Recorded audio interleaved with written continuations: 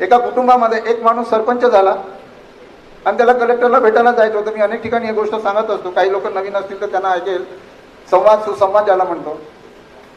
तर त्या सरपंचाला कलेक्टरला भेटायला जायचं म्हणजे त्याला चांगले कपडे शिवायचे होते. तो गावच्या टेलरकडे गेला, पैजामा कुर्ता शिवला त्याने.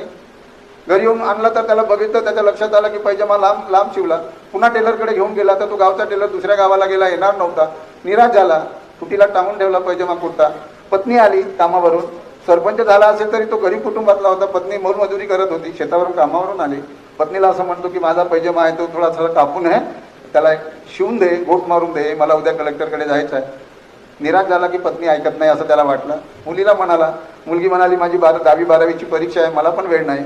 आईला म्हणाला, आई म्हणाली की बाबा रे की मी केलं असतं काम पण सुईमध्ये धागा टाकता येत नाही, त्याच्यामुळे मला पण जमणार नाही.